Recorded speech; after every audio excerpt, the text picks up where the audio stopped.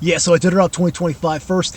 10, 12 teams through kaltag 1, about 329 miles in this loop there, doing down the river to Shagluk, Ivik, Grayling, through Eagle Island. Long stretch of track, potentially could be soft, could shake up the standing some before they return back. 329 miles before they return back to kaltag 2, and are then able to depart over the mountains and towards Unalakleet in the Bering Sea coast so chunk of trail left, in the closing portion of Iditarod 2025. So I mean, the standings could get shaken up. We're seeing three teams: Michelle Phillips, Paige, and Matt Hall. I had Drobny first, Matt Hall second, Michelle Phillips third.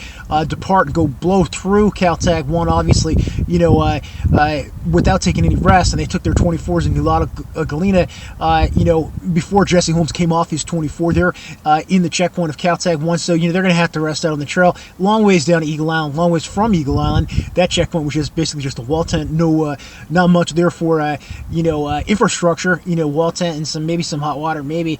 And then long ways farther down to the, Ivik, Greeley, Shagluk, and back. It's going to be a long slog. It's not going to be fun, in my opinion.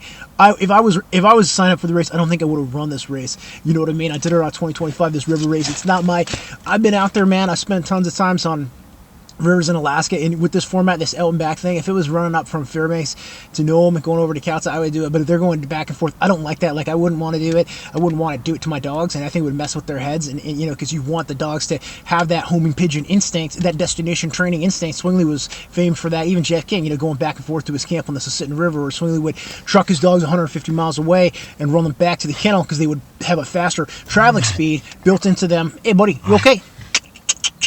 You okay? You see my dogs back there? We even would do that sometimes. Me and my buddy out running, have a faster traveling speed on the way back to the back to the kennel, and because they know where they're going versus, you're just going endless loops and that kind of thing. So anyway, I think it's a stupid race design this year. But 10, 12 teams are through kaltag 1. Only Jesse's the only one, and maybe Nick, who rested there. So how is that going to play out? Do you guys think?